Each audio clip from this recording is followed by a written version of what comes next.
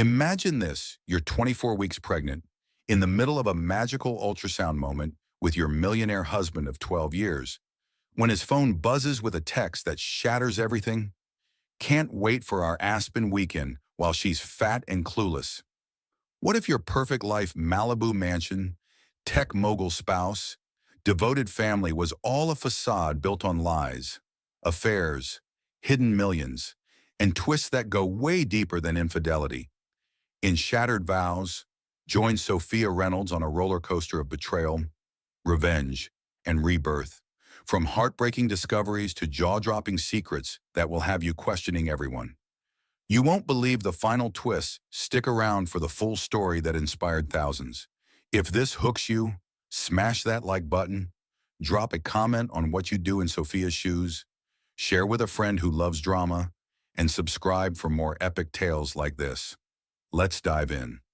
The steady thrum of the ultrasound machine filled the pristine Beverly Hills medical office as Sophia Reynolds watched her unborn daughter's tiny heart flutter on the monitor.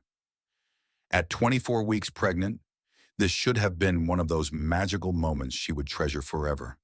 Instead, her hands trembled as she stared at Richard's phone, which had buzzed with a text message while he stepped out to take what he called an urgent business call. The message from someone, saved as simply E, made her blood turn to ice. Can't wait for our Aspen weekend while she's fat and clueless. You promised we'd tell her after the baby comes. I'm tired of hiding. Dr. Martinez continued her cheerful commentary about the baby's development, but Sophia's world had just shattered as completely as crystal hitting marble. Her millionaire husband of 12 years, the man who had just been holding her hand and calling their daughter Daddy's little princess, was having an affair. Mrs. Reynolds, are you feeling all right? Your blood pressure seems elevated, Dr. Martinez said, concern creeping into her voice. Sophia forced herself to breathe, to focus on the whooshing sound of her baby's heartbeat. This tiny life inside her deserved a mother who could hold it together, even when her husband was betraying them both in the most devastating way possible. I'm fine, she whispered, though nothing would ever be fine again. When Richard returned, his expression was carefully neutral, but Sophia noticed things she had somehow missed before.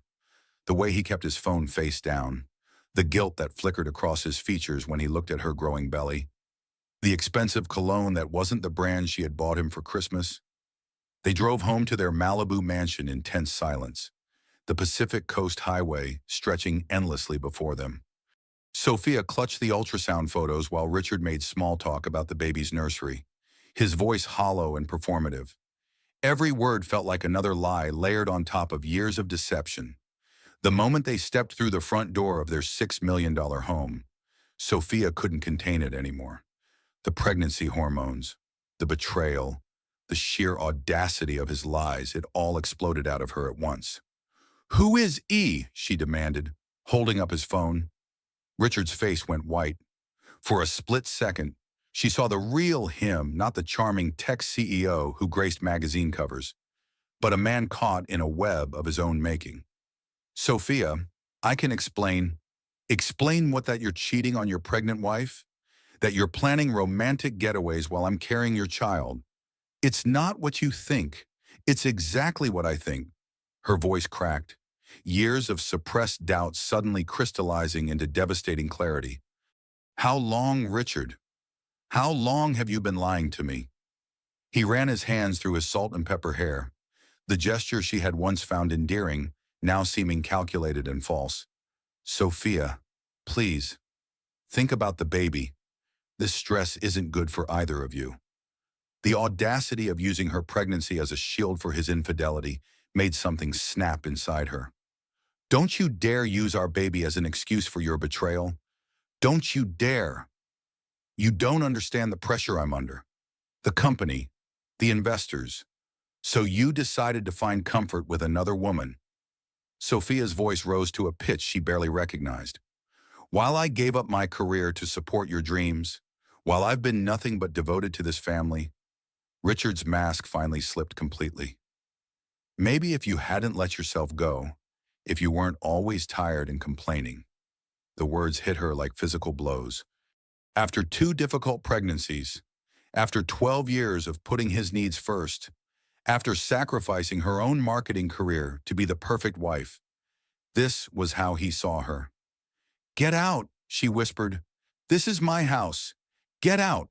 In his rage, Richard grabbed the nearest object, a crystal vase that had been a wedding gift from his mother, and hurled it in Sophia's direction.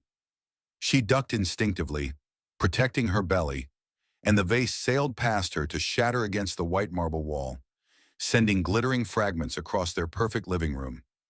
The sound of breaking glass seemed to echo forever. Sophia stood frozen, one hand on her pregnant stomach, staring at the destruction. In that moment, she realized that the vase wasn't the only thing that had shattered. Her marriage, her trust, her entire life had just exploded into 1,000 irreparable pieces. "I didn't mean," Richard started, but the sound of sirens cut him off. Their neighbor, Mrs. Patterson, had apparently heard the shouting and called the police. Within minutes, 2 officers were at their door, taking statements and photographing the broken glass, while Sophia tried to explain that she wasn't hurt, just heartbroken. As Richard was led away for questioning about domestic disturbance, he turned back to her one last time. "Sophia, I never meant for it to happen this way." But it was too late for apologies. As the police car pulled away from their circular driveway, Sophia sank into the white leather sofa she had carefully selected 3 years ago, when they had remodeled the house for their growing family. Now it felt like a museum of a marriage that had never really existed. That night, alone in their master bedroom, Sophia lay listening to the rain pound against the floor-to-ceiling windows. The storm outside seemed to mirror the tempest in her heart. She placed both hands on her belly, feeling her daughter's gentle movements, and made a silent promise that she would protect this child from the wreckage of her parents' marriage. But as she reached into Richard's nightstand to find something to help her sleep, her fingers closed around something that made her blood run cold, a credit card statement she had never seen before, with charges totaling over $200,000. Tiffany jewelry, a penthouse apartment lease, luxury spa treatments, all for someone named Elena Martinez. The affair wasn't just emotional. Richard had been funding another woman's entire lifestyle with their marital assets. The betrayal ran deeper than she had imagined, and Sophia realized this was only the beginning of discovering how thoroughly her husband had deceived her. As lightning illuminated the room, Sophia clutched the statement to her chest and began to plan. If Richard thought she was just a naive housewife who would quietly accept his infidelity, he was about to learn exactly how wrong he was. Her marriage might be over, but Sophia Reynolds was just getting started. The morning after Richard's arrest, Sophia woke to find her story splashed across the gossip blogs. Tech mogul, Richard Reynolds arrested after domestic dispute with pregnant wife, screamed the headline on page 6, complete with a photo of their Malibu mansion and speculation about trouble in their picture-perfect marriage. Sophia's best friend Grace Chen arrived before Sophia had even finished her first cup of decaf coffee, armed with bagels from their favorite Beverly Hills bakery and the kind of fierce loyalty that had sustained their friendship since college. "I brought reinforcements," Grace announced, settling her petite frame into the breakfast nook that overlooked the Pacific. As a licensed therapist specializing in women's trauma, Grace had seen plenty of marriages implode, but watching it happen to her closest friend was different. "The whole world knows now," Sophia said, scrolling through her phone with mounting horror. The comments were brutal, some supporting her, others suggesting she had driven her husband to cheat through her own inadequacies. "Let them talk," Grace said firmly. "Right now, we focus on protecting you and the baby. Tell me everything." As Sophia recounted the events of the previous day, Grace took notes with the clinical precision that had made her one of LA's most sought-after therapists. When Sophia showed her the credit card statement, Grace's expression darkened. "This Elena Martinez, do you know anything about her? I think she might work for Richard's company. The name sounds familiar, but I can't place her." Sophia rubbed her temples, fighting the pregnancy headache that had been building since dawn. "Grace, what if I've been blind to this for years? What if everyone knew but me?" Stop, Grace said, reaching across the table to squeeze Sophia's hand. This is not your fault. Repeat after me. This is not my fault. This is not my fault, Sophia whispered, though she didn't quite believe it yet. We need to hire a private investigator, Grace continued, and a divorce attorney, someone who specializes in high net worth cases and isn't intimidated by Richard's connections. By afternoon, they were sitting in the downtown office of Maria Santos, an attorney whose reputation for dismantling wealthy men's carefully constructed financial empires was legendary in Los Angeles legal circles. Santos was a woman who had clawed her way to the top of a male-dominated profession, and she looked at Sophia with the kind of understanding that came from seeing too many similar cases. The first thing we need to establish is the scope of marital assets, Santos explained, spreading documents across her glass desk. Your husband's company went public 3 years ago. Correct, that means his net worth has likely tripled since your last prenuptial agreement was signed. Sophia's heart sank. The prenup, does that mean I get nothing? Not necessarily. California is a community property state, and if we can prove marital funds were used to support this affair, we may be able to challenge the agreement's terms. Santos leaned forward. But I won't lie to you, Mrs. Reynolds. Men like your husband don't accumulate $50 million without learning how to protect it. As they left the lawyer's office, Sophia felt the weight of the battle ahead.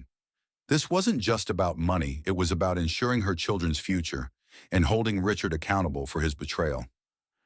That evening, while 10-year-old Marcus was at soccer practice, Richard returned home. He looked haggard, his usually perfect appearance rumpled from a night in jail and a day of crisis management with his PR team. Sophia, please, we need to talk. Against her better judgment, she let him in. He moved through their home like a stranger, touching familiar objects as if trying to ground himself in a reality that had shifted overnight.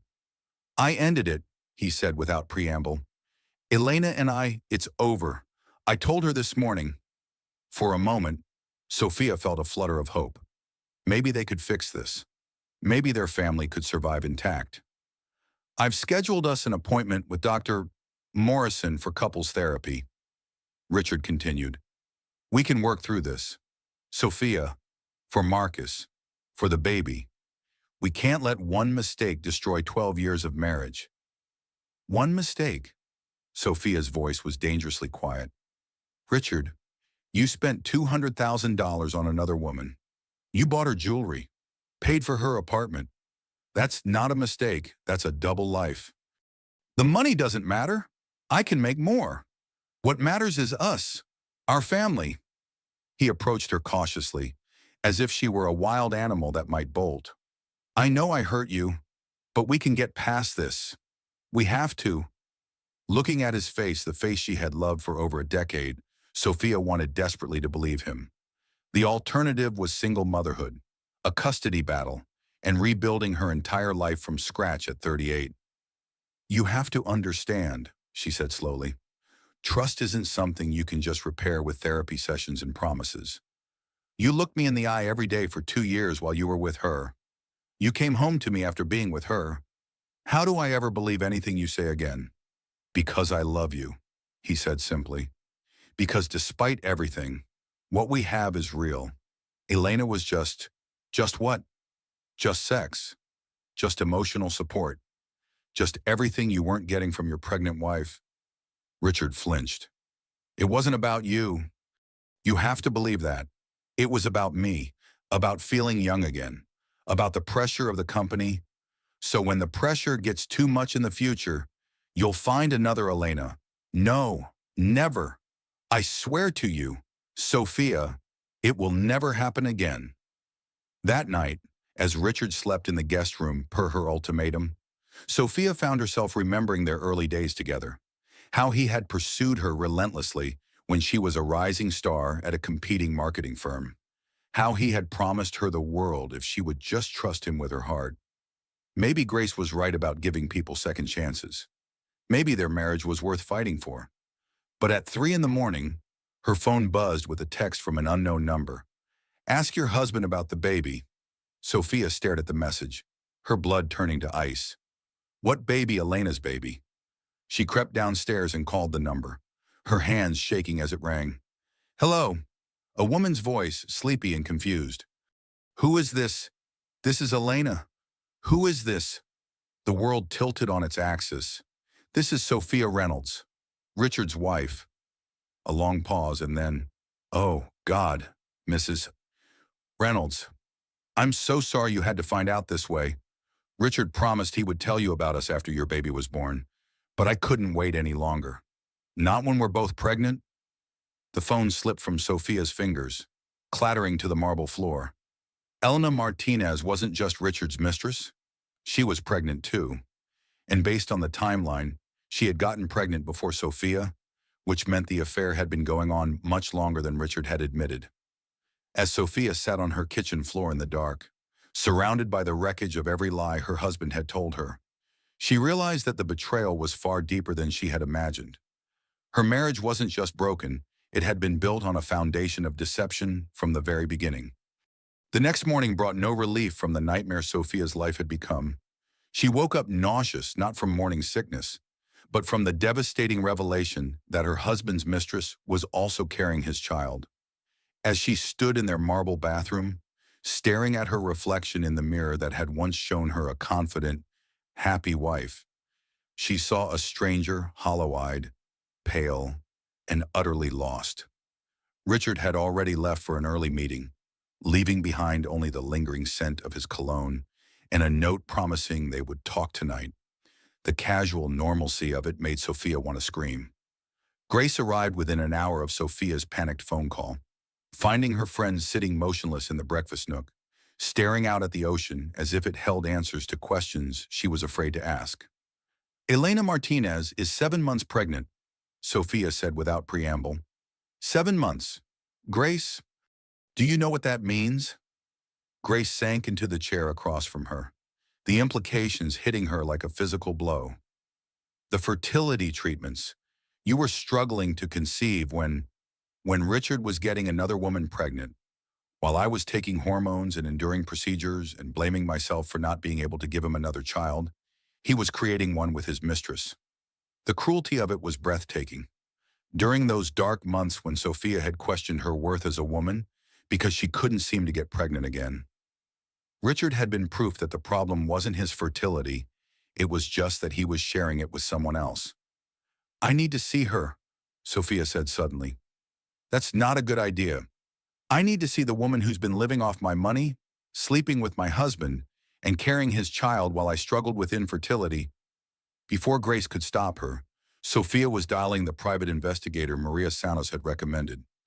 Within 2 hours, she had Elena Martinez's address, workplace, and a detailed background report that made her stomach churn. Elena Martinez, 29 years old, had been Richard's personal assistant for 3 years.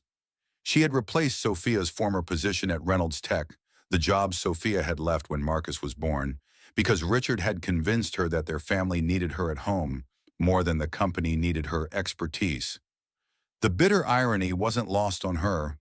Richard had literally replaced her with a younger model, both professionally and personally. She's been receiving a separate salary as Richard's personal assistant, plus another payment listed as consulting fees. The investigator explained over the phone. The apartment lease, the car, the credit cards, it's all been paid for through a shell company registered to your husband's business. That afternoon, against Grace's protests and her lawyer's advice, Sophia drove to Elena's Beverly Hills apartment building. She needed to see the life her marriage had funded, needed to understand what had been worth destroying their family. The building was sleek and modern, the kind of place that screamed expensive even from the street. Sophia parked her Range Rover and stared up at the windows, wondering which one belonged to the woman who had unknowingly been sharing her husband for 2 years. She was still sitting there, gathering courage, when a familiar figure emerged from the building's underground garage. Elena Martinez was smaller than Sophia had expected, with glossy dark hair and the kind of effortless style that came with having someone else pay for your wardrobe. Her pregnancy was obvious but carried differently than Sophia's, like a badge of victory rather than a burden of worry. Elena walked directly to Sophia's car and tapped on the window. Mrs. Reynolds, I'm Elena. I think we should talk. They ended up at a small cafe down the street, sitting across from each other like adversaries negotiating a ceasefire. Up close, Elena was even younger looking than her 29 years, with the kind of dewy skin that hadn't yet been touched by the stress of real responsibility. I want you to know I never meant for it to happen this way, Elena began, her voice soft but confident. Richard told me you two were having problems, that you were more like roommates than a married couple. And you believed him. Why wouldn't I? He was so unhappy. Mrs. Reynolds, he said you hadn't been intimate in over a year, that you were focused on everything except your marriage. Each word was like a scalpel, cutting into Sophia's already wounded heart. Did he mention that I was struggling with fertility treatments, that I was exhausted and hormonal and desperate to give him another child? Elena's confidence faltered slightly. He said you didn't want more children, that you were done with that phase of your life. I was going through IVF when you got pregnant with his baby. The color drained from Elena's face. I didn't know. Richard never said. Richard says a lot of things. The question is, why should I believe you didn't know you were destroying a family? Elena's hand moved protectively to her belly. Because I love him, and he loves me. Mrs. Reynolds, I'm not proud of how this started, but Richard and we have something real. He's going to leave you after your baby is born. We're going to be a family, all of us together. The casual way she said it, as if Sophia's life was just an obstacle to be cleared away, made something inside Sophia snap. You're living in a fantasy world if you think Richard Reynolds leaves his wife for his mistress. Do you have any idea what a divorce would cost him? Money isn't everything. To Richard it is. It always has been. Sophia leaned forward, her voice deadly quiet. You're not the first, Elena. You won't be the last. You're just the first one stupid enough to get pregnant and think it makes you special. That's not true. Richard loves me. He's going to marry me. Richard loves Richard. Everything else is just props in the performance of his life. But even as she said it, Sophia could see that Elena truly believed what she was saying. The girl and she was still a girl. Despite being nearly 30, had built her entire identity around being chosen by Richard Reynolds. The truth would destroy her, but it needed to be said. How long do you think this has been going on? Sophia asked. 2 years. Try 4. I found emails on his laptop from 2019. Elena, before you ever worked for the company, Richard has been systematically cheating throughout our entire marriage. You're just the latest in a long line of women who thought they were special. Elena's face crumpled. You're lying. I have proof. Hotel receipts, credit card statements, deleted text messages that my investigator recovered. You want to see them? No. Elena's voice was barely a whisper. I don't believe you. Then you're going to learn the hard way what I learned yesterday. Richard Reynolds is incapable of fidelity. The only difference between you and me is that I was stupid enough to marry him. As Sophia drove home, she felt no satisfaction in Elena's tears. The girl was as much a victim of Richard's manipulation as she was just younger and more naive about it. But that evening, when Richard came home with flowers and apologies, Sophia was done playing the understanding wife. I met Elena today. Richard went very still. Sophia, she's 7 months pregnant. 7 months. Richard, which means you got her pregnant while I was going through fertility treatments. It's not what you think. It's exactly what I think. And it's worse than what I think, because Elena seems to believe you're going to leave me for her after our baby is born. Richard's face cycled through emotions, guilt, anger, calculation. I never promised her that. So you just let her believe it while you funded her entire lifestyle with our money. I was going to end it. When after she had your baby, after I had your baby, when exactly were you planning to clean up the mess you've made of all our lives? Richard ran his hands through his hair, a gesture she now recognized as his tell when he was calculating his next lie. I know how this looks, but you have to understand. I understand perfectly. You wanted to have your cake and eat it too. A devoted wife at home and a young mistress on the side. You funded Elena's pregnancy while I struggled with infertility, and you were planning to keep us both strung along indefinitely. That's not, it's over, Richard. I'm filing for divorce tomorrow. You can't do that. Think about Marcus. Think about the baby. I am thinking about them. I'm thinking about the kind of man I want them to see as their father. And right now, you don't qualify. That night, as Sophia lay in bed listening to Richard pack a bag in the guest room, her phone buzzed with a text from Elena. I found the emails you mentioned. You were right. I'm so sorry, Mrs. Reynolds, for everything. But Sophia's relief at Elena's realization was short-lived. The next message made her blood run cold. There's something else you need to know. Richard has been moving money offshore for months. He's planning to hide assets before the divorce. I have recordings of him talking about it with his lawyer. As Sophia stared at the message, she realized that Richard's betrayal went far beyond infidelity. He had been systematically planning to financially destroy her long before she ever discovered the affair. The man she had loved and trusted for 12 years wasn't just a cheater. He was a calculating predator who had been setting her up to lose everything while he started fresh with a younger woman. But Richard had made one crucial mistake. He had underestimated both of the women he had betrayed. And now Elena Martinez, the mistress he had manipulated and discarded, held the keys to exposing his entire web of deception. The revelation that Richard had been systematically hiding marital assets hit Sophia like a second earthquake. Just as she was trying to find her footing after the first, Elena's recordings, delivered via encrypted files the next morning, painted a picture of financial betrayal that made the emotional infidelity seem almost quaint by comparison. The Cayman accounts are established. Richard's voice crackled through Sophia's laptop speakers as she sat in Maria Santos's office. She'll never find those. The company restructuring will be complete by the time she files, and the stock options will be vested in the Shell Corporation. And if she gets suspicious, came the voice of David Chen, Richard's business partner and longtime friend. Sophia doesn't understand business. She never has. She'll take whatever settlement we offer and be grateful for it. Maria Santos paused the recording, her expression grim. This changes everything. Your husband has been planning this divorce long before you discovered the affair.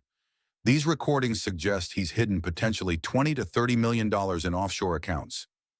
Sophia felt nauseous, and not from pregnancy hormones. How is that possible? I thought California was a community property state. It is, but only if we can prove the assets exist and were acquired during the marriage.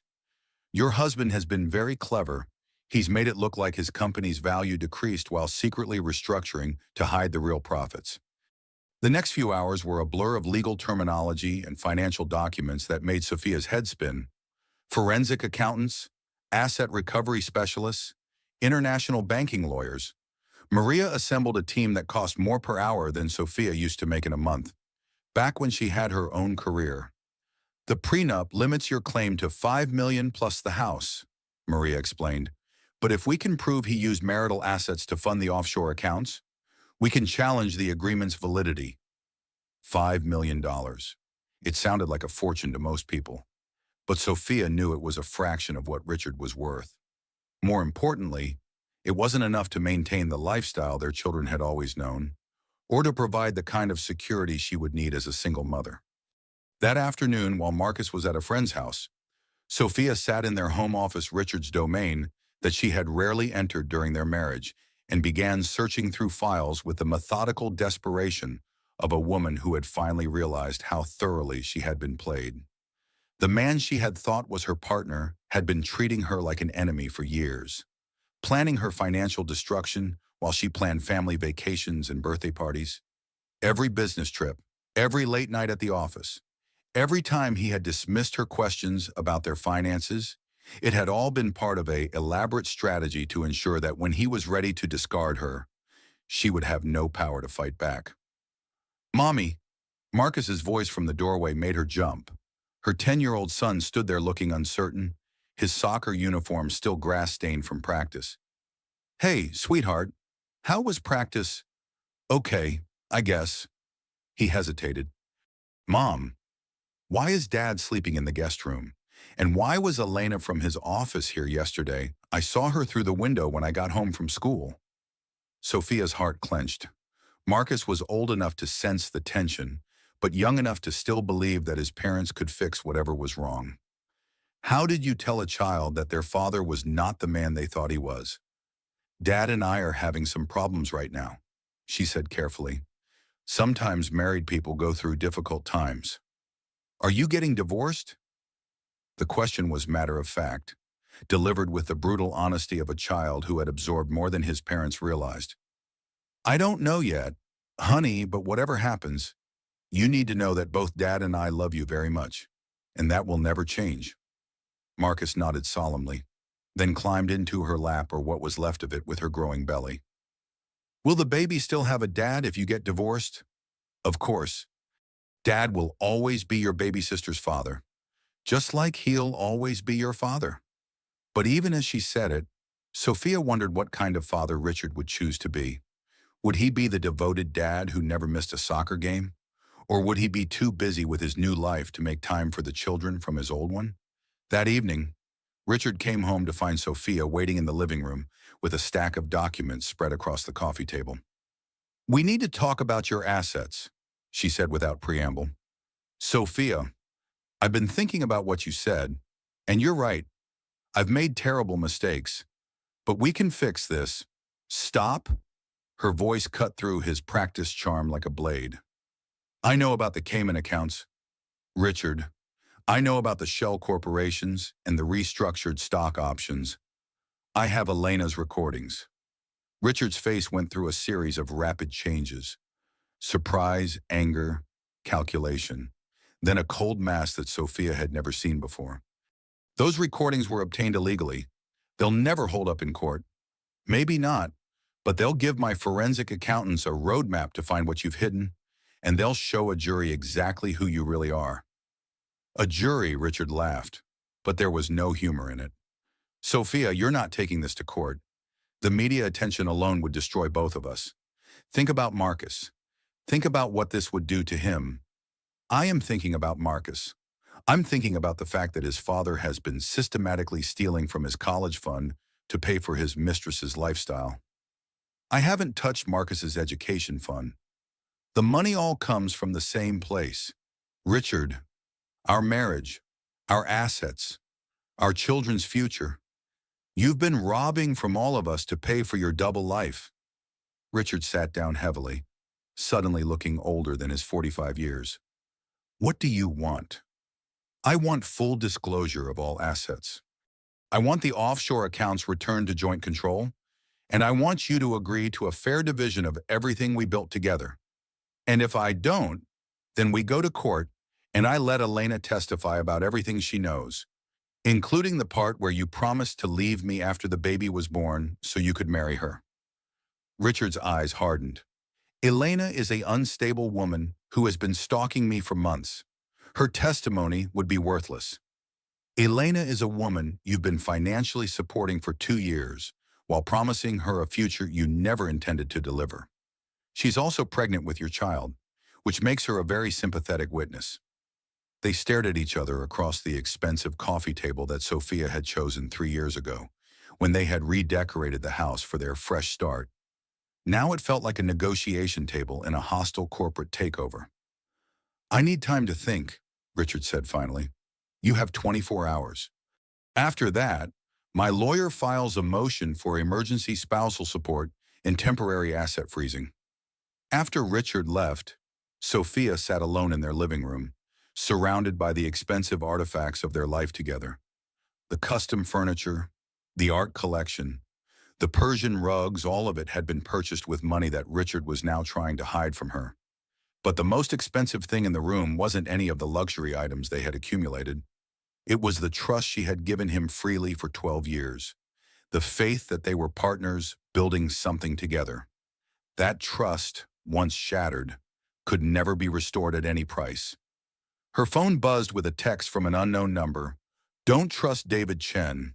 He's been helping Richard hide money for years. I have more recordings if you need them. Elena.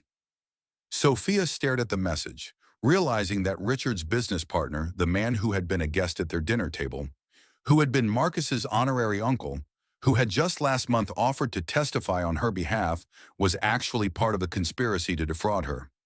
The web of deception was wider than she had imagined, and Sophia was beginning to understand that she was fighting not just for her fair share of their assets, but for her very survival in a game where all the other players had been cheating from the beginning. Sophia woke up to her phone buzzing with notifications at 5:47 a.m. Bleary-eyed and 8 months pregnant, she reached for the device expecting messages from her lawyer or perhaps Grace checking in. Instead, she found her social media accounts flooded with tags, comments, and shares of an article that made her blood run cold. Exclusive tech mogul's wife, unstable and vindictive, says close source, screamed the headline on a prominent gossip blog. The article painted Sophia as a jealous, mentally unstable woman who was fabricating affairs and financial impropriety to destroy her innocent husband's reputation out of spite. But it was the photos that truly devastated her. Someone had taken pictures of her leaving her lawyer's office 2 days ago, catching her at her worst moment, hair unwashed, face blotchy from crying, wearing an oversized sweater that made her look frumpy and desperate. The caption read, Sophia Reynolds, 38, appears disheveled and erratic as she wages a bitter campaign against her successful husband. The article quoted anonymous, close friends, describing Sophia as increasingly paranoid and difficult throughout her pregnancy, impossible to live with, and prone to wild accusations. It suggested that Richard's only crime was working too hard to provide for his ungrateful family. She's always been jealous of Richard's success, one supposed friend was quoted as saying. Now she's trying to destroy him because she can't handle not being the center of attention anymore. Sophia recognized Elena's handiwork immediately. Who else had access to flattering photos of Richard and inside information about their private life? Who else would benefit from portraying Sophia as an unfit mother and vindictive wife? By the time Grace arrived with coffee and damage control strategies, Sophia was trending on social media. Crazy Wife and Connor Gold Digger Reynolds were both picking up steam, with strangers across the internet debating whether she was a victim or a manipulator. Don't read the comments, Grace warned, but it was too late. Sophia was already scrolling through hundreds of messages from people who had never met her, but felt qualified to judge her entire life based on carefully crafted propaganda. She looks like a psycho. One comment read, Poor guy probably cheated just to get away from her. Classic gold digger behavior. She waited until he was successful, then tried to take everything, said another. The cruelest comments came from other women. As a mother, I can't imagine trying to destroy my children's father like this. She should be grateful for what she has instead of being so greedy. Each comment was like a physical blow, made worse by the fact that many of them were from accounts that appeared to be real women mothers. Wives, professionals who should have understood the complexity of her situation, but instead chose to tear her down. This is a coordinated attack, Grace said, studying the pattern of posts and shares. Look at the timing. All these accounts shared the article within minutes of each other. Someone paid for this. The realization that Richard and Elena had weaponized social media against her added a new dimension to Sophia's humiliation. It wasn't enough to betray her privately. They were destroying her reputation publicly to make her look like an unreliable witness in their upcoming legal battles. At Marcus's school pickup that afternoon, Sophia felt the stares and whispered conversations of other parents. The private academy where she had volunteered for years, where she had organized fundraisers and served on committees, suddenly felt hostile. Former friends avoided eye contact or offered pitying smiles that somehow felt worse than outright rejection. Mrs. Reynolds, Marcus's teacher, Mrs. Hamilton, approached with the kind of careful expression people wore when they weren't sure if they were talking to a victim or a villain. Could we have a quick word? Sophia's heart sank. Is Marcus okay? He got into an altercation with another student today. Apparently, some of the children have been repeating things they've heard their parents saying about your family situation. The image of her 10-year-old son defending her honor on the playground while she was being eviscerated online made Sophia want to crawl into a hole. This was exactly what Richard had predicted would happen. If she fought back, their private pain would become public entertainment, and their children would pay the price. What did Marcus say? He told Tommy Morrison that his father was a liar and his mother wasn't crazy. Then he pushed Tommy down when Tommy said you were trying to steal his dad's money. Sophia closed her eyes, imagining her gentle, sensitive son being driven to violence to protect her. I'll talk to him. Mrs. Reynolds, I know this is a difficult time, but perhaps you might consider how the publicity is affecting Marcus. The children are very aware of what's being said online. The implicit criticism was clear. Sophia was putting her own vindictive agenda ahead of her child's well-being. It was the same narrative being pushed in the media, now being reinforced by people who had known her for years. That evening, as Sophia helped Marcus with homework while trying to ignore the continued barrage of social media notifications, her son looked up from his math worksheet and asked, "Mom, are you really trying to steal Dad's money?" The question, delivered with childlike directness, nearly broke her. "No, sweetheart. Dad and I are having a disagreement about what belongs to our family, but I would never steal from anyone." Then why are people saying you are? How do you explain to a 10-year-old that his father has spent months crafting a narrative designed to destroy his mother's credibility? How do you maintain your child's faith in his father while protecting yourself from that same man's attacks? Sometimes when adults are upset, they say things that aren't true. The important thing is that you know who I really am. Marcus studied her face with the intensity of a child trying to reconcile conflicting versions of reality. I know you're good, Mom, even if other people don't. That night, Sophia found herself reading self-help books that Grace had recommended, trying to find strength in the stories of other women who had survived public humiliation and personal betrayal. Glennon Doyle's Untamed spoke to her about the courage required to leave a life that looked perfect from the outside but was destroying you from within.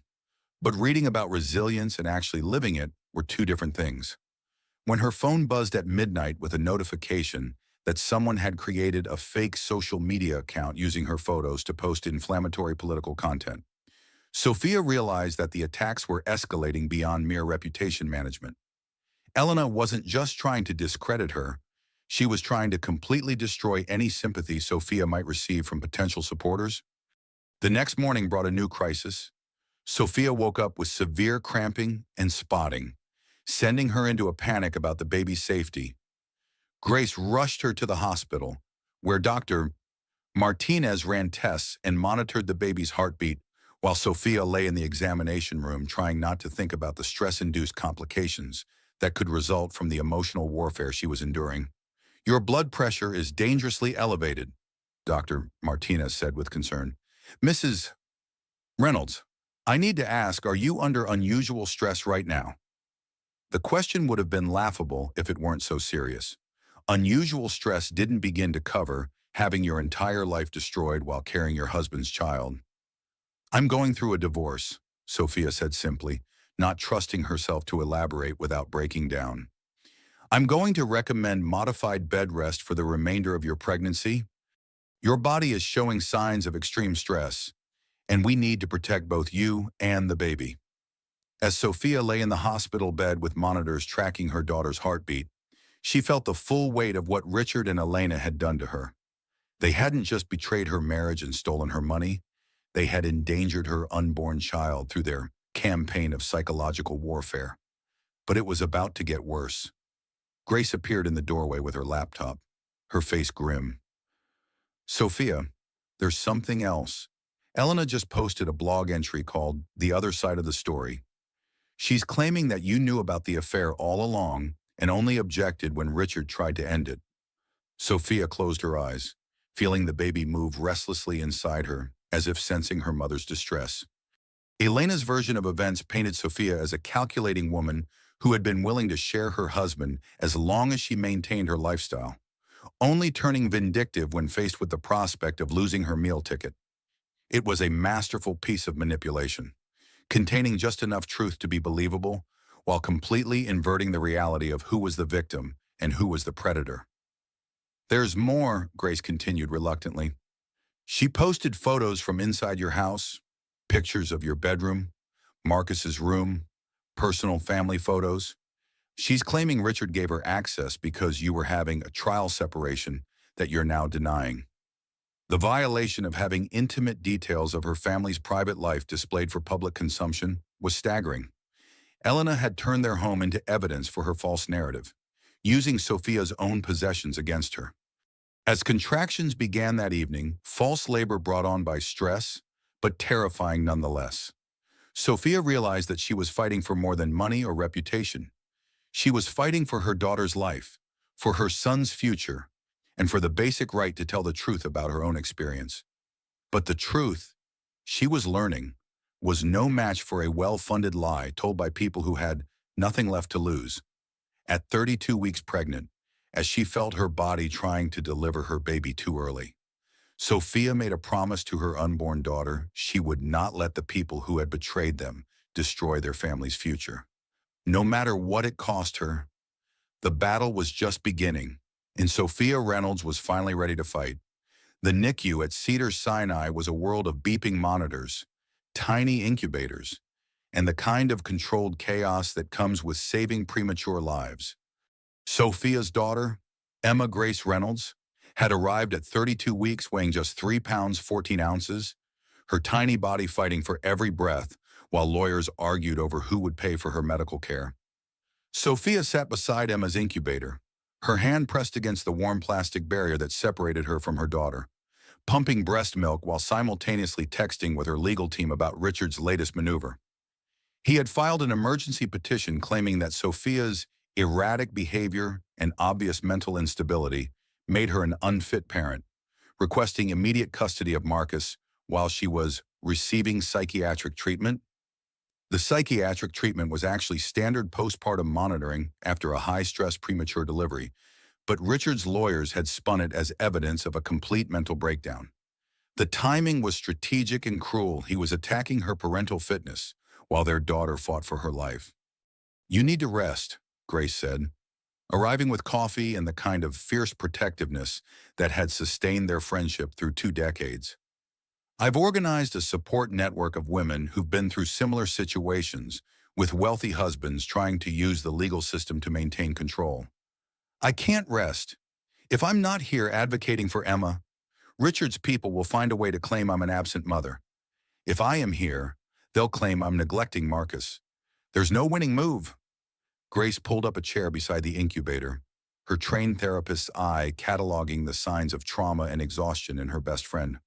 "Sophia, you're dealing with financial abuse, emotional manipulation, and now parental alienation. This is a textbook case of narcissistic abuse escalation. I don't care what it's called. I care that my daughter is fighting for her life while her father is fighting for her trust fund." Sionam. The harsh reality was that Emma's premature birth had complicated everything. The medical bills were mounting into hundreds of thousands of dollars, and Richard was already arguing that the cost should come out of Sophia's settlement rather than their shared assets. He was literally trying to make her pay for the stress-induced complications that his actions had caused. Dr. Patel, Emma's neonatologist, approached with the kind of measured optimism that NICU doctors perfected. "Emma's breathing is improving, but she'll likely need to stay here for at least 6 more weeks.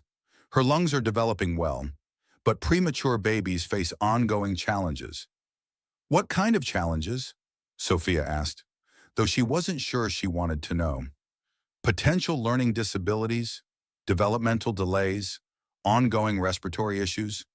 We won't know the full extent until she's older, but premature babies often require extensive therapeutic interventions. Shirinian, more medical bills, more long-term costs that Richard would undoubtedly try to saddle her with."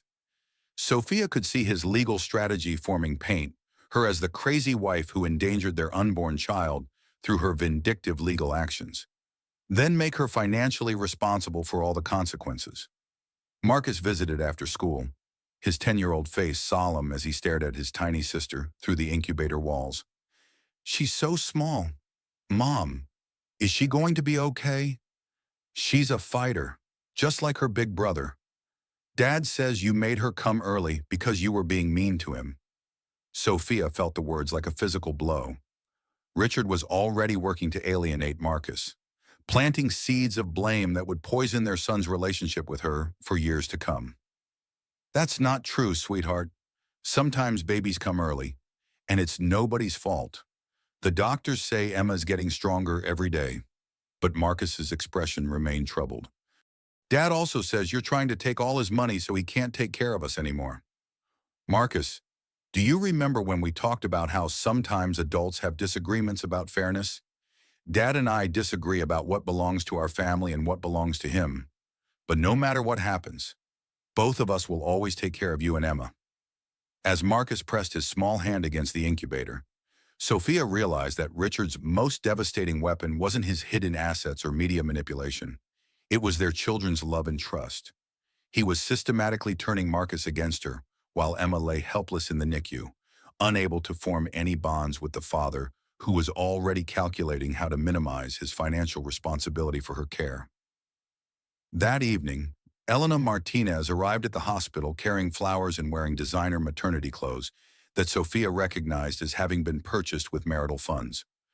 The audacity of it was breathtaking. The woman who had helped destroy Sophia's marriage was now performing maternal compassion for the cameras that mysteriously appeared whenever she was in public. I wanted to see how little Emma was doing, Elena said with practiced concern. Richard is so worried about her.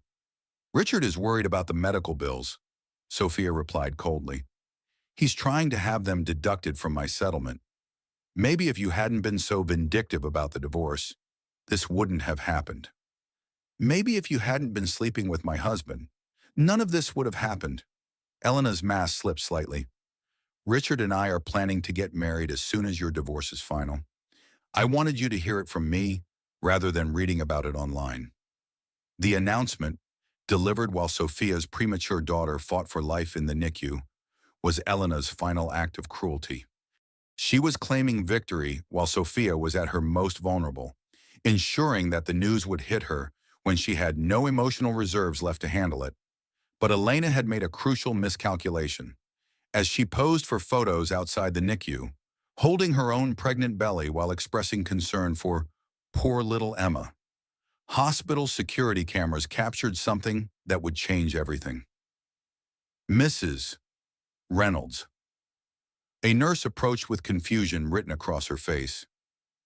The woman who was just here, she gave us her name as Elena Reynolds and said she was Emma's stepmother. She tried to get access to Emma's medical records, claiming she needed them for insurance purposes. Sophia's exhaustion vanished, replaced by cold fury. Elena had just committed identity fraud and attempted to access confidential medical information. More importantly, she had done it on hospital security cameras while claiming to be married to a man who was still legally wed to someone else. Please call hospital security and ask them to preserve those recordings, Sophia said. And please document exactly what she said and what information she tried to access. Within hours, Sophia's lawyer had the security footage and Elena's signed statement claiming to be Elena Reynolds. It was the first major tactical error Elena had made, driven by her own arrogance and desperation to establish legitimacy as Richard's real partner. But the victory was short-lived. That night, as Sophia maintained her vigil beside Emma's incubator, her phone buzzed with a news alert that made her heart stop. Breaking Tech CEO Richard Reynolds announces engagement to personal assistant, denies paternity of hospitalized baby. The article, clearly planted by Richard's PR team, claimed that paternity tests had revealed Emma was not his biological child, suggesting that Sophia had been having an affair and was trying to trap him with another man's baby. It was a lie so outrageous that Sophia initially couldn't comprehend the level of cruelty required to fabricate it, but the damage was immediate and devastating. Social media exploded with renewed attacks on Sophia's character, now painting her not just as a vindictive gold digger, but as an adulteress trying to commit paternity fraud. The hospital staff began looking at her with suspicion, and she could feel the judgment in their carefully neutral expressions. As Emma's monitors beeped steadily through the night, Sophia realized that Richard had just made his most desperate move yet. By denying paternity of his own daughter while she lay fighting for life in the NICU, he had revealed the true depths of his moral bankruptcy. But he had also made a fatal error. Hospital records, genetic testing, and Emma's own DNA would prove his lie beyond any doubt. And when they did, every judge, jury, and journalist would see exactly what kind of man Richard Reynolds really was. The war for Emma's future and Sophia's survival was about to reach its climax. The paternity test results arrived on a Tuesday morning that would forever divide Sophia's life into before and after. As she sat in Maria Santos's office, holding the official documentation that proved beyond any scientific doubt that Richard Reynolds was Emma's biological father, she felt a grim satisfaction that was immediately overshadowed by horror at what the test revealed about Elena Martinez. "There's something else," Maria said, her voice carefully controlled. "The investigator found irregularities in Elena's background that you need to know about." The file Maria placed on the desk was thick with documents, photographs, and testimonies that painted a picture of deception so elaborate that Sophia initially couldn't process its scope.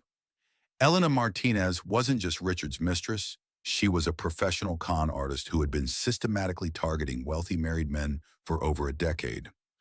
"Her real name is Elena Rodriguez," Maria explained. "She's 34, not 29 as she claimed.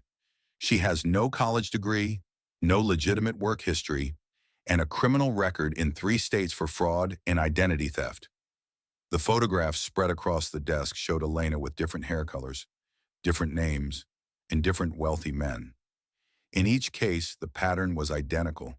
She would infiltrate their professional lives, seduce them into affairs, get pregnant, and then demand financial settlements to avoid public scandals. "The pregnancy," Sophia whispered, "fake.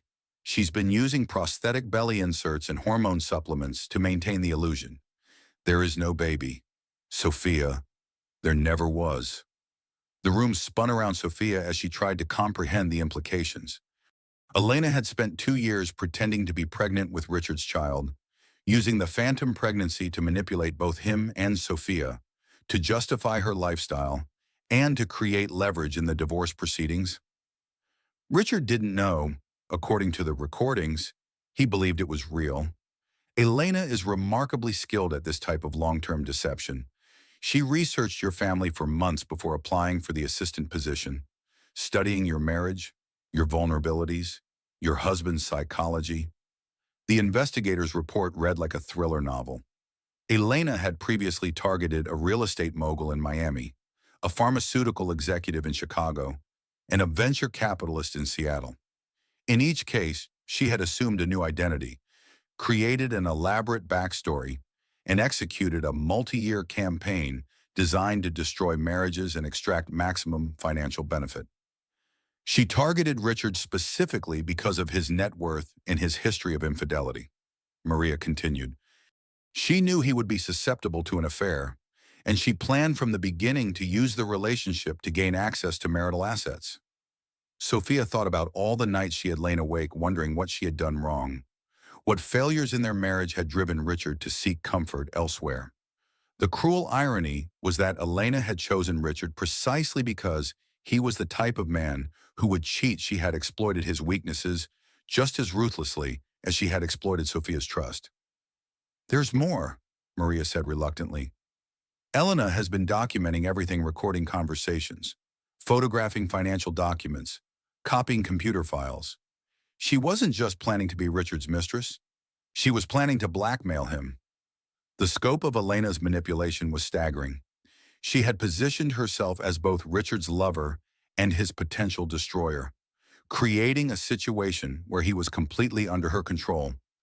The offshore accounts, the hidden assets, the shell corporations. Elena had encouraged and facilitated all of it, creating a paper trail that would implicate Richard in financial crimes while giving her the evidence needed to destroy him if he ever tried to leave her. "She's been bleeding him dry for 2 years, and he didn't even realize it," Sophia said, pieces of the puzzle finally falling into place. The credit card charges, the apartment, the salary, it was all part of her plan to extract as much money as possible before disappearing. "And when you discovered the affair and filed for divorce, Elena realized her timeline had accelerated. She needed to pivot from long-term extraction to immediate damage control.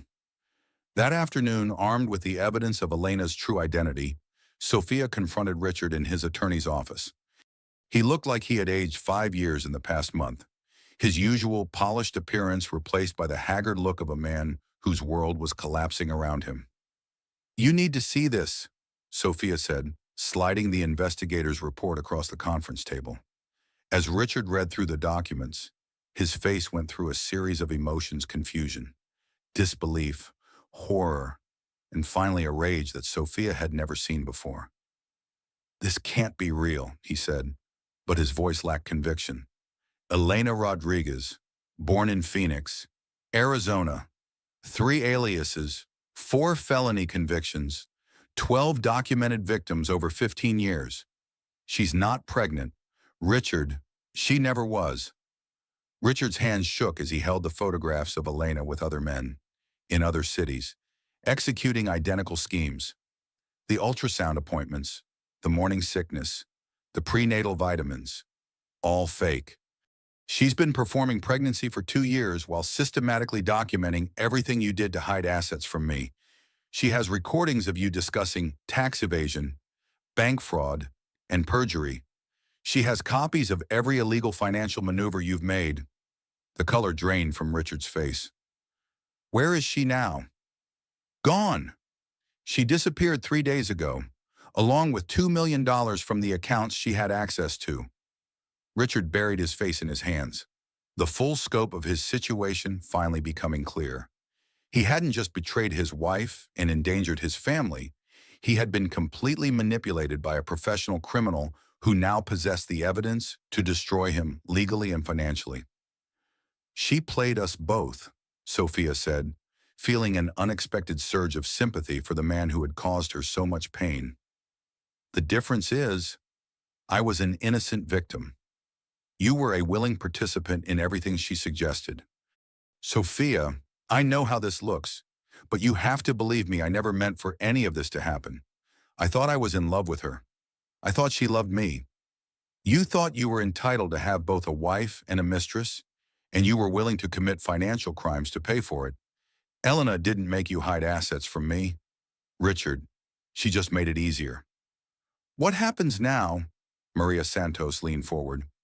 "Now we deal with the fact that your husband has been systematically defrauding the IRS, committing bank fraud, and hiding assets from divorce proceedings. Elena may be gone, but the evidence of financial crimes remains." The next few hours were a blur of legal consultations, plea negotiations, and damage assessments. Richard's business was under federal investigation. His personal accounts were frozen, and his reputation was in ruins. The man who had once been worth $50 million was facing the possibility of bankruptcy and criminal prosecution. But for Sophia, the revelation of Elena's true nature brought an unexpected sense of closure. The affair hadn't happened because she was inadequate as a wife. It had happened because Richard was vulnerable to manipulation, and Elena was a skilled predator. "I need you to know," Richard said as they prepared to leave the lawyer's office, "that despite everything, despite all the lies and mistakes, what we had for 12 years was real. I did love you, Sophia. I still do." "I know," she replied, and for the first time in months, she actually believed it. But love without respect, without honesty, without fidelity, that's not enough to build a life on. That evening, as Sophia sat beside Emma's incubator in the NICU, she felt a sense of peace she hadn't experienced since the day she found Richard's phone. Her daughter was getting stronger every day. Her son was slowly beginning to trust her again. And the truth about Elena's deception had vindicated every instinct that had told her something was deeply wrong with their situation. Richard had been both perpetrator and victim, manipulator and manipulated. Elena had been the architect of their family's destruction, but she had built her scheme on a foundation of Richard's existing willingness to betray his marriage vows. The real question now was whether anything could be salvaged from the wreckage of their life together, and whether Richard was capable of the complete honesty that would be required to earn back even a fraction of the trust he had destroyed. 6 months after Elena's disappearance, Sophia sat in the cramped office of a Marina del Rey startup, wearing her first professional outfit in over a decade and trying to remember how to sell herself to strangers. The federal investigation into Richard's business had frozen most of their assets, leaving her with just enough money to rent a modest two-bedroom apartment and pay for basic necessities while the legal proceedings dragged on. "So you've been out of the workforce for 10 years?" asked Jennifer Kim, the young CEO of TechFlow Solutions, a company that developed apps for small businesses. "That's a significant gap." "I left my marketing position at Reynolds Tech when my son was born," Sophia explained, choosing her words carefully. "I've spent the last decade managing household operations, organizing charity events, and raising two children. Those skills translate directly to project management, client relations, and strategic planning." It was a pitch she had practiced dozens of times with Grace, trying to reframe her decade as a homemaker into relevant professional experience. The reality was that most of her former colleagues had advanced into senior positions, while she had organized school fundraisers and managed domestic staff. "I'll be honest, Mrs. Reynolds," Jennifer continued, "your husband's legal troubles have been all over the news. We're a small company that can't afford any negative publicity." Sophia had expected this concern and prepared for it. "I understand your caution, but I want to be clear that I was never involved in any of the business practices currently under investigation. In fact, I was a victim of the financial deception that's now being prosecuted. Still, the association the association gives you an employee who understands the stakes of rebuilding from nothing. Someone who has every motivation to prove herself and contribute to your company's success." When after an hour of interviews and skills assessments, Sophia left with a tentative offer for a junior marketing position that paid less than she used to spend on Marcus's school tuition. But it was a start, and more importantly, it was independence. That evening, as she helped Marcus with homework in their small apartment, while Emma played in her bouncy seat, Sophia felt a sense of accomplishment she hadn't experienced in years. The apartment was a far cry from their Malibu mansion, but it was theirs, paid for with money she had earned rather than money that came with strings attached. "Mom, are we poor now?" Marcus asked with the directness that 10-year-olds specialized in. "We're not poor, sweetheart. We're just learning to live differently. I like this place better," he said, surprising her. "It feels more like home." The transition hadn't been easy for Marcus. Leaving his private school for a public elementary school, moving from a mansion to an apartment, watching his father's fall from grace play out in the media, it had been traumatic for a child who had known only privilege and stability. But there had been unexpected benefits too. Without nannies and housekeepers, Marcus had become more self-reliant and helpful.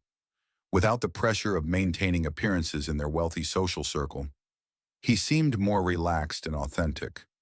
And without the constant tension of his parents' failing marriage, he was sleeping better and smiling more often. "I've been thinking about starting something of my own," Sophia told Grace during one of their weekly coffee meetings. "An app that helps women navigate divorce and financial abuse. Something that would have helped me when I was trying to figure out what Richard was hiding." Grace's eyes lit up with excitement. "That's brilliant. You have firsthand experience with exactly the kind of manipulation tactics that wealthy spouses use to hide assets. I'm calling it Truth Teller.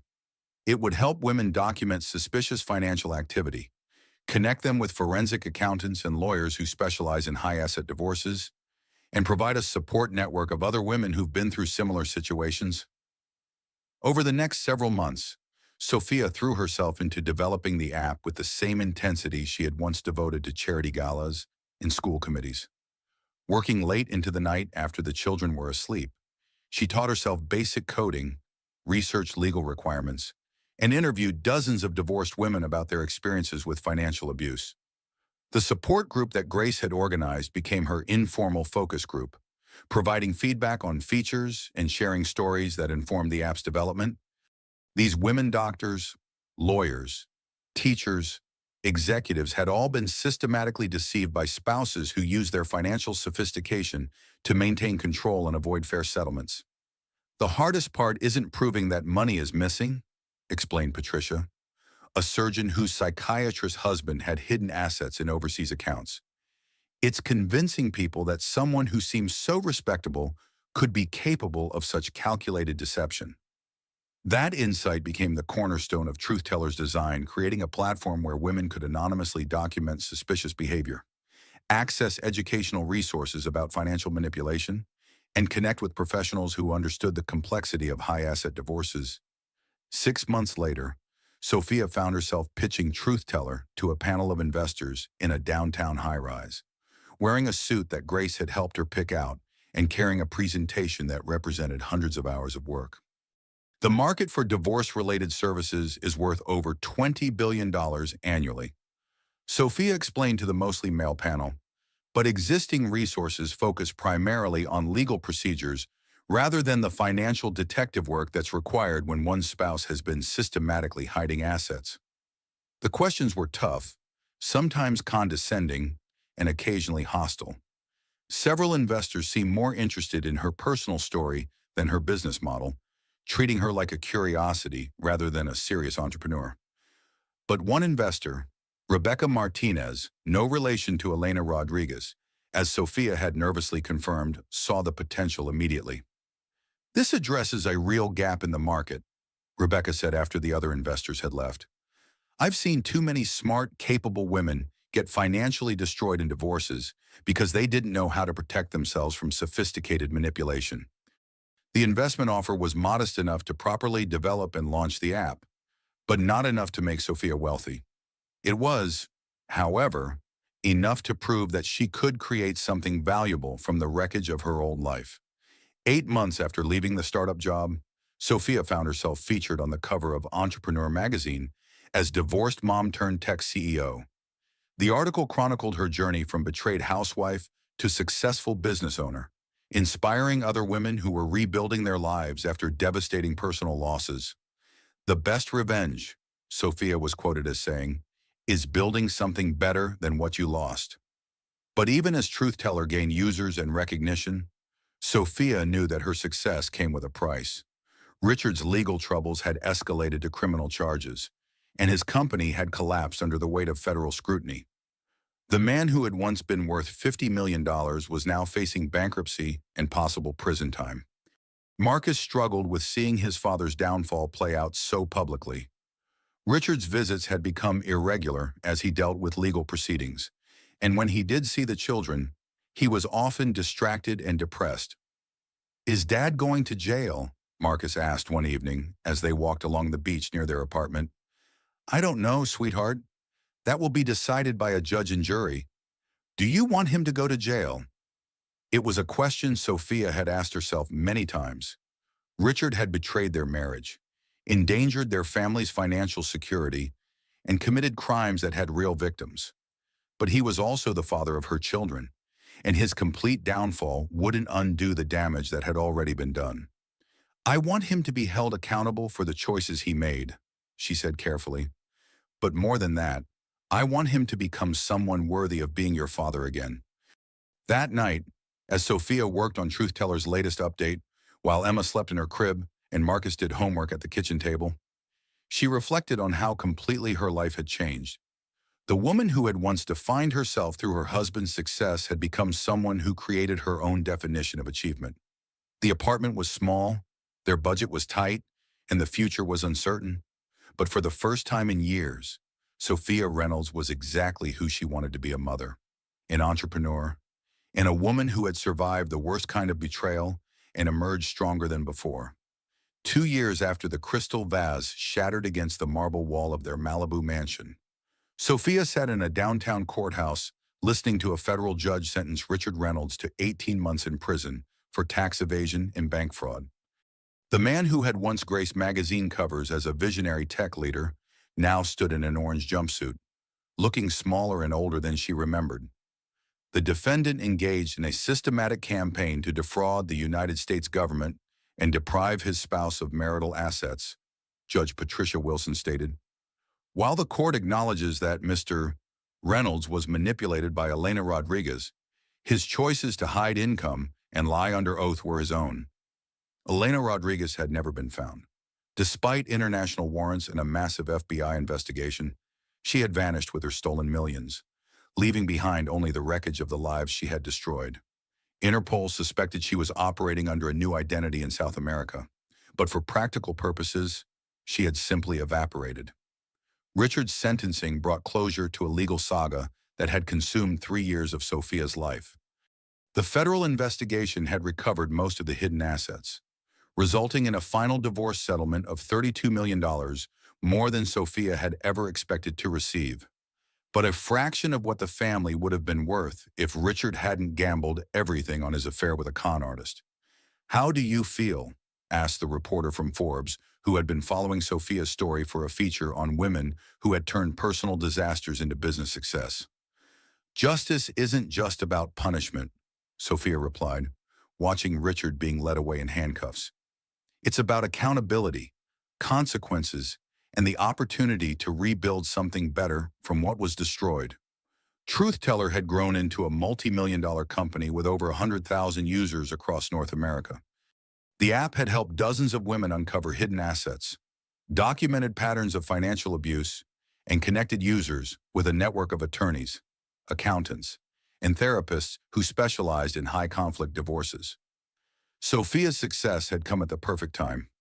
Marcus, now 13, was thriving in his new public school and had developed a passion for coding that reminded Sophia of Richard's early entrepreneurial spirit. Emma, 2 years old and showing no lasting effects from her premature birth, was walking, talking, and displaying the kind of fearless curiosity that suggested she would never let anyone define her limitations. "Mom, are you coming to my science fair presentation?" Marcus asked as they left the courthouse. His project on data security had won first place in his school's competition, and he had been invited to present at the regional level. "I wouldn't miss it," Sophia replied, feeling a pride that had nothing to do with wealth or status and everything to do with watching her son become his own person. The drive back to their new house, a modest 4-bedroom in Manhattan Beach that Sophia had purchased with her first year's profits from Truth Teller, gave her time to reflect on how completely her definition of success had changed.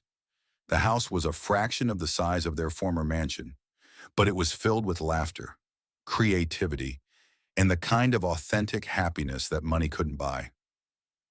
That evening, as Sophia tucked Emma into bed and helped Marcus with homework that was more advanced than anything she had studied in college, she felt a contentment that had eluded her during all the years of luxury and privilege. "Mommy, is Daddy coming to my birthday party?" Emma asked with the innocent directness of a 2-year-old who didn't understand why her father only appeared on supervised visits every other weekend. "Daddy is in a place where he has to stay for a while," Sophia explained gently. "But he loves you very much, and when he comes home, he'll want to celebrate your birthday with you." It was a conversation she had dreaded, but knew was inevitable. How do you explain to a toddler that their father is in prison? How do you maintain their relationship with someone who had made such destructive choices? Richard's incarceration had forced him into a kind of sobriety that years of therapy might not have achieved. Without the distractions of wealth, business pressures, and enabling relationships, he had been forced to confront the reality of what his choices had cost his family. His letters from prison were different from anything he had written before. Honest, remorseful, and focused entirely on understanding how to become a better father and person. For the first time in their relationship, Richard was taking full responsibility for his actions without trying to justify, minimize, or blame others. "I know I have no right to ask for forgiveness," he had written in his most recent letter, "but I want you to know that every day in here, I think about the man I want to be when I get out. Not for my sake, but for Marcus and Emma. They deserve a father who is worthy of their love." Sophia had been surprised to find that she felt no satisfaction in Richard's downfall. The man she had once loved was paying a heavy price for his choices, but his punishment didn't undo the damage or erase the years of deception. What mattered now was whether he could emerge from prison as someone capable of being a positive presence in their children's lives. 6 months later, Sophia stood on a stage at the Women's Entrepreneurship Summit in San Francisco, delivering a keynote speech about resilience, reinvention, and the unexpected gifts that could emerge from life's greatest catastrophes. 3 years ago, I was a woman who defined herself entirely through her relationships with others. She told the audience of 500 women entrepreneurs. I was Richard's wife, Marcus's mother, the perfect hostess, the devoted supporter of everyone else's dreams. When those relationships were threatened, I felt like I was disappearing. The audience was completely silent, hanging on every word of a story that resonated with their own experiences of loss, betrayal, and transformation. The affair, the divorce, the financial abuse, all of it felt like the end of my world. And in many ways it was. But sometimes the end of one world is the beginning of a better one. She talked about the night she discovered Richard's infidelity, about Elena's manipulation, about sitting in the NICU with Emma while fighting for her family's survival. But she also talked about the unexpected strength she had discovered, the community of women who had supported her, and the business that had emerged from her determination to help others avoid the traps she had fallen into. Truth Teller exists because I needed it, and it didn't exist yet, she explained. Sometimes the best businesses come from solving your own problems and then realizing that millions of other people have the same problems. The speech ended with thunderous applause and a standing ovation that lasted several minutes. Afterward, dozens of women approached her with their own stories of betrayal, financial abuse, and the challenge of rebuilding their lives from scratch. "You gave me hope," said one woman whose husband had hidden assets in cryptocurrency accounts. "I thought I was the only one who had been so completely fooled." "You're not alone," Sophia replied. The words she had longed to hear 3 years earlier, when she felt like the only woman in the world who had been so thoroughly deceived by someone she trusted. The flight home to Los Angeles gave Sophia time to process how far she had traveled, both literally and metaphorically, from the broken woman who had once sat alone in a Malibu mansion, wondering how her perfect life had turned into a nightmare. Marcus met her at the airport, now tall enough to help with her luggage and mature enough to manage Emma's car seat while Sophia loaded their bags. At 13, he had become her partner in many ways, helping with his sister and offering insights that sometimes surprised her with their wisdom. "How was your speech?" he asked as they drove through the familiar streets of Manhattan Beach. "Good. I talked about our story, about how we went from the big house to our house, and how sometimes losing everything helps you figure out what actually matters." "Do you miss the big house?" It was a question Marcus had asked before, usually when he was feeling the social pressure of having friends whose families still lived the wealthy lifestyle he had once known. "I miss feeling secure," Sophia answered honestly. "I miss not worrying about money or what people thought of us. But I don't miss feeling like my whole life depended on someone else's choices." "I'm proud of you, Mom," Marcus said suddenly.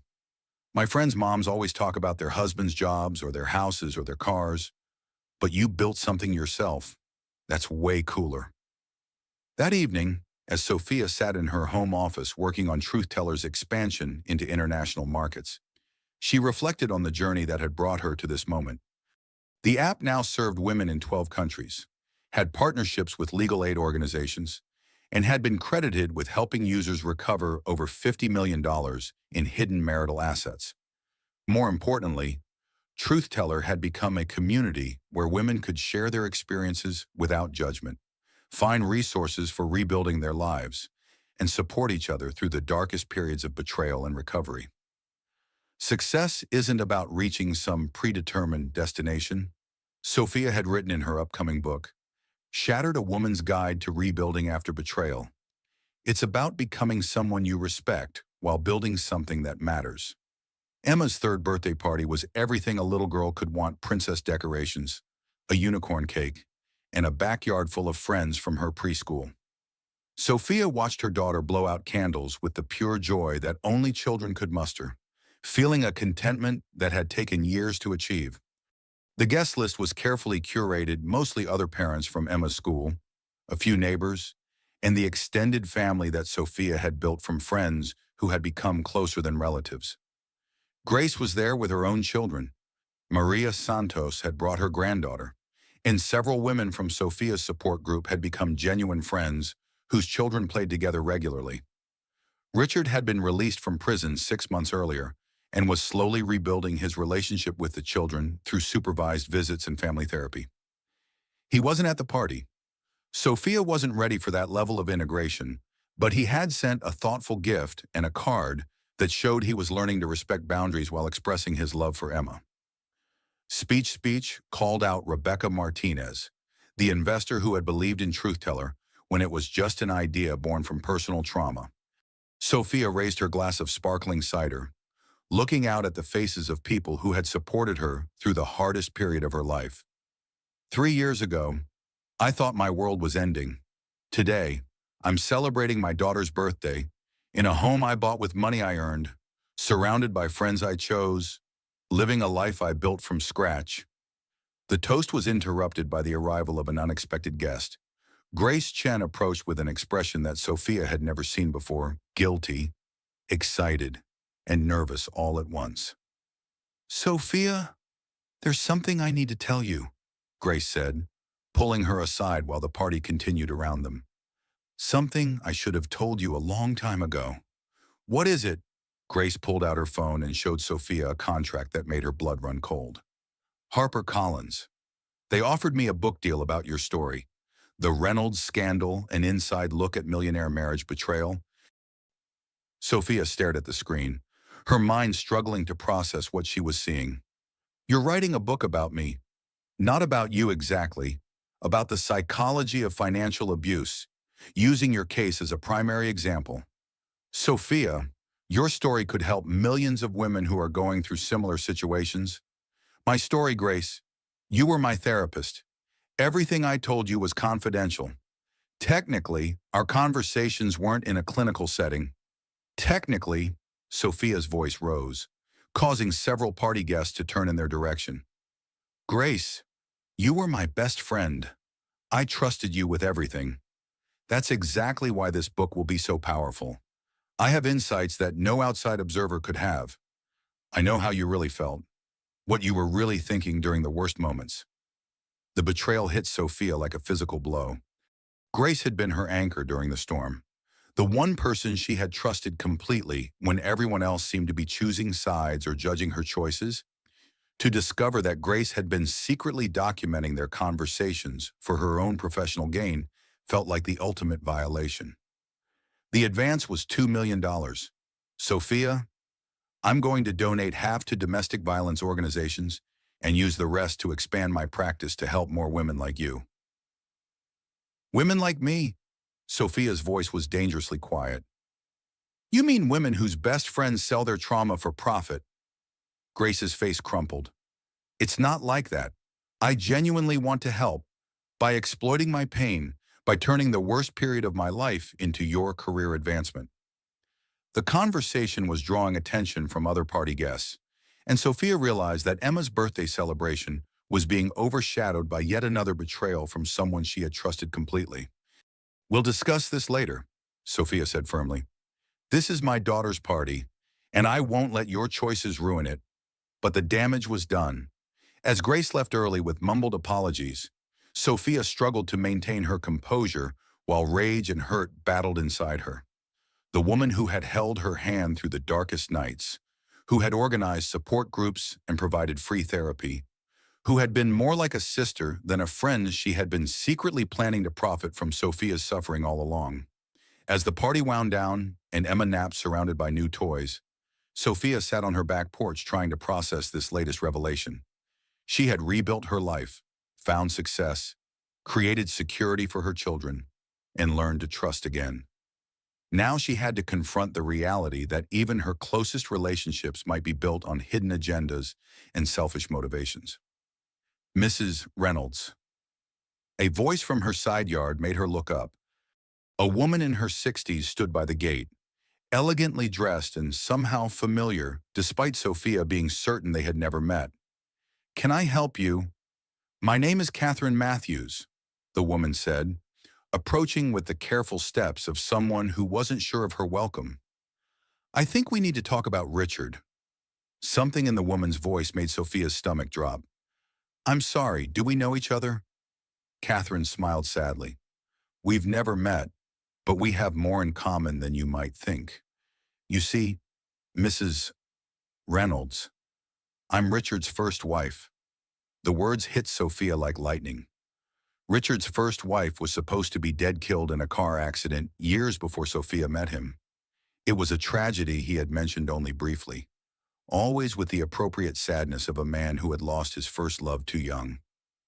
That's impossible, Sophia whispered. Richard's first wife died in a car accident. That's what he told you, isn't it? Catherine's expression was knowing and bitter. Just like he told me that his college girlfriend died of cancer, and like he probably told Elena that you were mentally unstable and had never really loved him. Sophia sank into her patio chair as the implications crashed over her. If Catherine was alive, then Richard's entire personal history was a fabrication. The grieving widower narrative that had made him seem wounded and romantic. The tragic backstory that had explained his emotional unavailability, all of it, was lies designed to manipulate her sympathy and lower her defenses. Richard Reynolds doesn't have first wives, Catherine continued. He has discarded wives, women who served their purpose until he found someone younger, wealthier, or more useful. You were never his second marriage. Sophia, you were just the latest in a series. How many? Sophia's voice was barely audible. That I know of 4, possibly 5. Richard is very good at making his previous wives disappear from his official narrative. Divorce records sealed, mutual agreements not to discuss the marriage, sometimes payoffs to ensure silence. Catherine reached into her purse and pulled out a thick folder.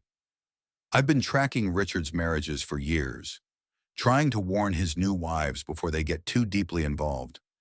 I was too late to help you before the wedding, but I hoped I might be able to help with the divorce proceedings. The folder contained marriage certificates, divorce records, photographs, and testimonies from other women who had been married to Richard Reynolds under various names and circumstances. Each story followed a similar pattern: intense courtship, quick marriage, gradual financial control, systematic isolation from friends and family, and eventually replacement with a younger woman. Elena wasn't his first affair, Catherine explained. She was just the first one who turned out to be smarter and more dangerous than he was. Sophia stared at a photograph of Richard from 15 years earlier, standing beside a young blonde woman at what was clearly a wedding ceremony.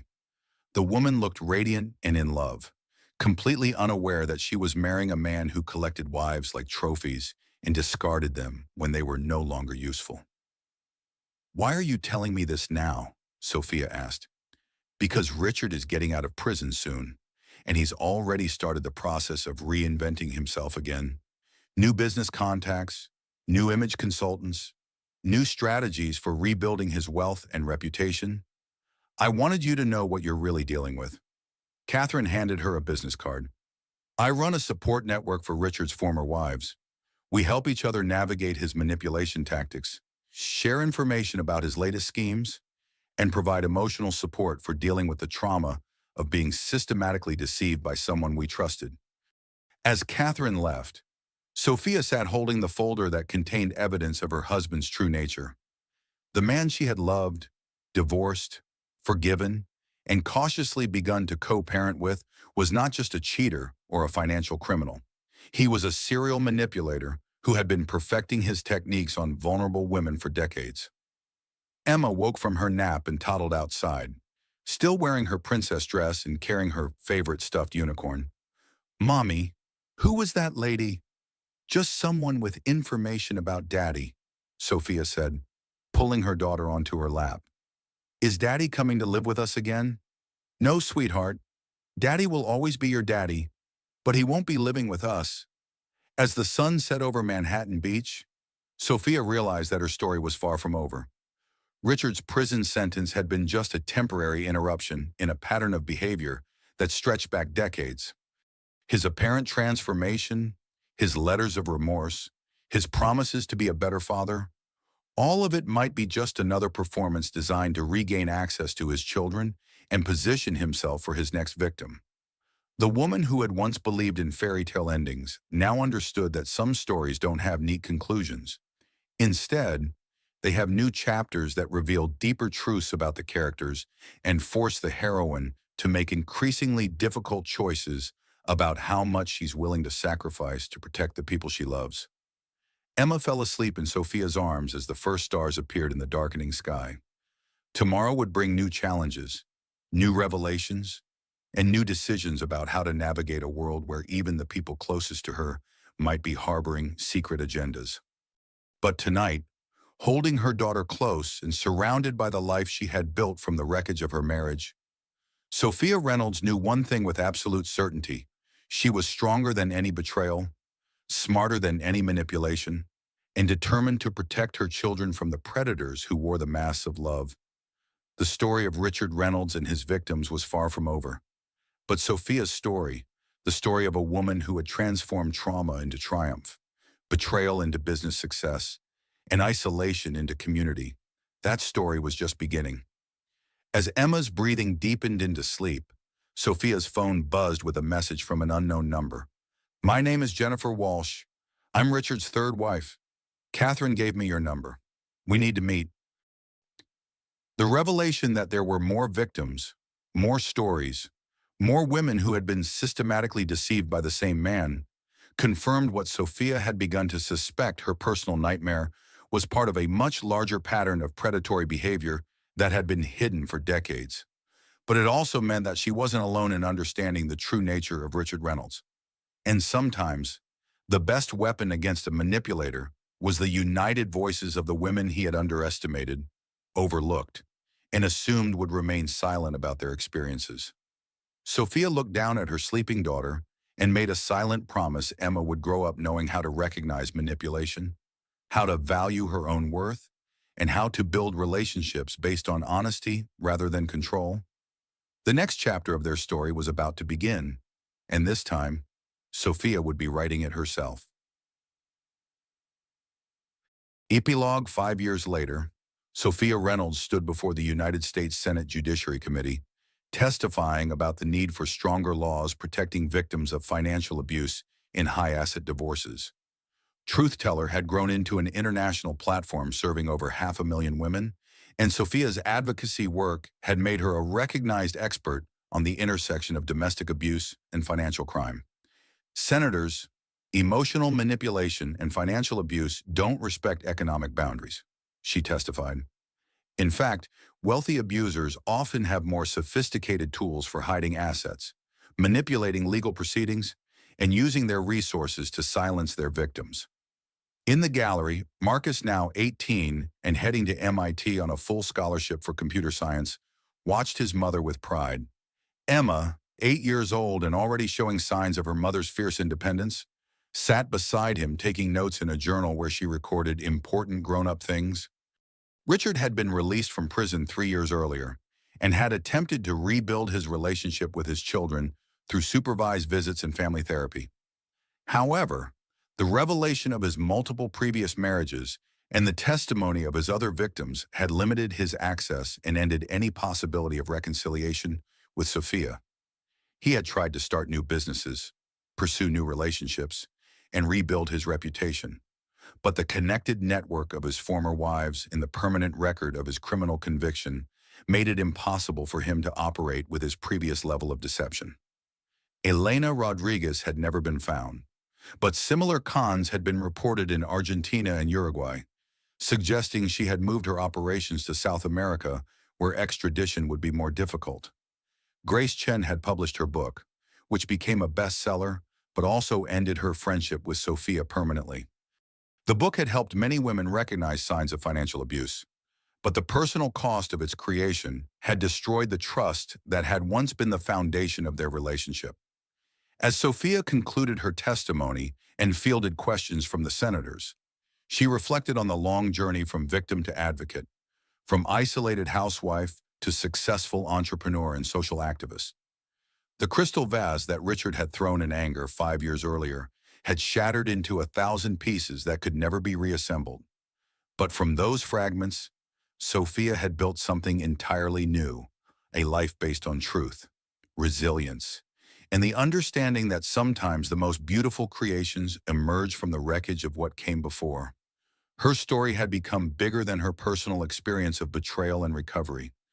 It had become a roadmap for other women navigating similar challenges, a platform for changing laws and social attitudes, and a testament to the power of transforming personal pain into collective action. As they left the Capitol building, Emma took her mother's hand and asked, "Mom, when I grow up, will I be as brave as you?" "You'll be braver," Sophia replied, knowing it was true, "because you'll grow up knowing that your worth isn't determined by anyone else, and that you never have to accept less than you deserve." The Reynolds family scandal had ended, but the Reynolds legacy of resilience, truth-telling, and female empowerment was just beginning. And somewhere in the world, another woman was discovering her husband's betrayal, feeling alone and powerless, and about to learn that she was neither. For her, Sophia's story would be not an ending, but a beginning.